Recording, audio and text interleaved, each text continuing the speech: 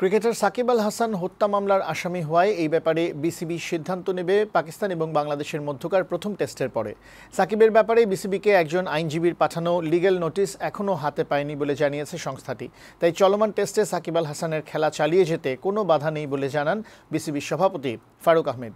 এদিকে বাংলাদেশ থেকে নারীদের টি-20 বিশ্বকাপ সরে গেলেও দক্ষিণ আফ্রিকার বিপক্ষে সিরিজ আয়োজনের ব্যাপারে আশাবাদী নতুন বোর্ড সভাপতি। সাজ্জাদ সাজুর প্রতিবেদন।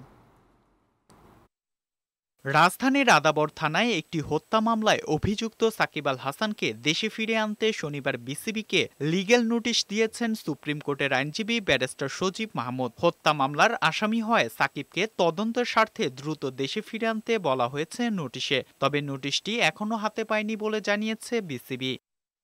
বর্তমানে 2 ম্যাচের টেস্ট সিরিজ খেলতে পাকিস্তানে আছেন সাকিব। তাই এই মুহূর্তে দ্রুত কোনো সিদ্ধান্ত নিতে চায় না বাংলাদেশ ক্রিকেট বোর্ড। সব দেখে শুনে প্রথম টেস্ট শেষে সাকিব আল হাসানের ব্যাপারে সিদ্ধান্ত নেওয়া হবে বলে গণমাধ্যমকে জানিয়েছেন বিসিবির সভাপতি। আমাদের যে টেস্ট ম্যাচটা চলছে, আসলে বিসিবির সাথে সাকিব আল হাসানের তো একটা সম্পর্ক গিয়া খেলোয়াড় এবং এমপ্লয়ার বলতে পারেন আপনি, কন্ট্রাক্টের সাথে। এটা আছে কালকের দিনটার পর আমরা আসলে একটা বসে আমরা চিন্তা করতে পারবো যে এক্স্যাক্টলি যখন আমরা লিগ্যাল নোটিশটা পাবো কি আছে ওখানে দেখে তারপরে ডিসিশন নিতে পারবো। এদিকে বাংলাদেশ থেকে নারী টি-20 বিশ্বকাপ সরিয়ে নেওয়া হয়েছে।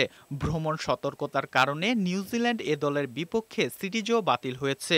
আগামী অক্টোবর-নভেম্বরে দেশের মাটিতে অনুষ্ঠিত হওয়ার কথা দক্ষিণ আফ্রিকার বিপক্ষে টেস্ট সিরিজ। তবে এই সিরিজ আয়োজন নিয়ে কোনো শঙ্কা দেখছেন না নতুন বোর্ড সভাপতি। টুর্নামেন্ট করা 10টা টিমকে লিগ্যাল, 10টা টিমকে সিকিউরিটি, ট্রাভেলিং, অনেক কিছু লজিস্টিক্স আছে। বাট যখন বায়োল্যাটারাল সিরিজ হবে, আমার মনে হয় বায়োল্যাটারাল সিরিজে কোনো প্রবলেম হবে না। তারা যেহেতু সাউথ আফ্রিকার কোনো ট্রাভেল ব্যান নাই, মনে হয় সাউথ আফ্রিকান ট্রাভেল ব্যান নাই, নেক্সট সিরিজ আমাদের সাউথ আফ্রিকার সাথে, সেটা কোনো সমস্যা আমি দেখছি না। এদিকে বর্ণার্থদের জন্য সরকারি তহবিলে 1 কোটি টাকা অনুদান দিয়েছে বিসিবি। সাজ্জাদ সাজু, বৈশাখী সংবাদ, ঢাকা।